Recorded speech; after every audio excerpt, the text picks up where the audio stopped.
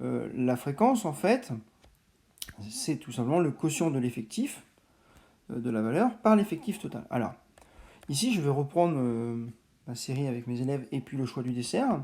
8 élèves ont pris une pomme, donc ici. J'ai 9 élèves qui ont pris un gâteau, et puis j'ai 8 élèves qui ont pris un yaourt. Bien, comment va-t-on calculer les fréquences? Tout simplement, j'ai 8 élèves sur 25 qui ont pris une pomme. Je calcule et j'obtiens donc que ça fait 0,32. Ma fréquence est donc de 0,32. J'ai un total de 8 élèves, sur un total de 25, ce qui fait 8 25e. De la même manière, hein, j'ai 9 élèves sur 25, ce qui me fait 0,36. Et puis j'ai à nouveau 8 élèves sur 25 pour les yaourts, ce qui me fait 0,32. J'obtiens donc ici donc des fréquences qui sont comprises entre 0 et 1. Évidemment, on divise le nombre d'élèves ici par le nombre total. Et lorsque je fais la somme des trois, j'obtiendrai donc évidemment le nombre 1 qui correspondra à l'ensemble. Si je mets ma fréquence en pourcentage, il me reste à multiplier la fréquence en fait, donc cette fréquence-ci par 100, ce qui me donne pour la ligne suivante 32. Donc en fait, tout simplement, hein, j'ai 32% des élèves qui ont mangé une pomme. Pour la colonne d'après, hein, j'ai 36% des élèves qui ont mangé un gâteau et 32% qui ont mangé un yaourt. Concernant donc le tableau ici, donc, on va reprendre les âges, je vais refaire la même chose. J'ai deux élèves qui ont 11 ans, donc la fréquence ici, ça va être 2 25e, donc je divise 2 par 25, ça me fait 0,08. Alors, on va éviter de faire tous les calculs ici, hein, on va les donner à l'oral. Pour la cellule d'à côté, un 3 25e, ça me fait 0,12. Pour cette cellule-là, je vais faire le calcul au-dessus, hein, 8 25e, donc 8 divisé par 25. Je calcule, hein, soit je prends ma calculatrice ou je le fais de tête, et j'obtiens 0,32. J'obtiens donc ici 0,32.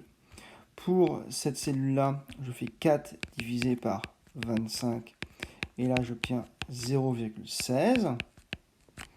Pour la cellule d'à côté, donc je vais prendre une autre couleur, voilà, hop, ça me fait donc 5 divisé par 25, et là j'obtiens 0,20. Et puis pour la dernière cellule, 3, donc on l'a déjà calculé précédemment, ça fait 0,12. Donc voilà, hein, j'ai des fréquences comprises entre 0 et 1. Si je veux ces fréquences en pourcentage, il me reste juste à multiplier ces nombres-là, hein, de cette ligne fréquence, par 100. J'obtiens alors 0,08 par 100, ça me fait 8. 0,12 par 100, ça me fait 12. 32 ici, 16%, 20% et 12%. Et bien pour calculer ce qu'on appelle les fréquences cumulées croissantes, je vais faire la même chose que pour les âges tout à l'heure. Donc je vais ici, donc combien j'ai d'élèves qui ont 11 ans ou moins, ben, j'ai 8% des élèves. Combien j'ai d'élèves qui ont 12 ans ou moins, eh bien je fais la somme de ceux qui ont 11 ans ou moins et de ceux qui ont 12. 8 plus 12, ça fait donc 20.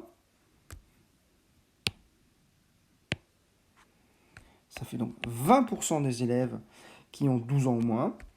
J'additionne maintenant 20 et 32 pour obtenir 52%.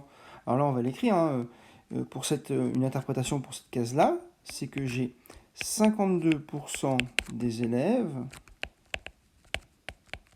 qui ont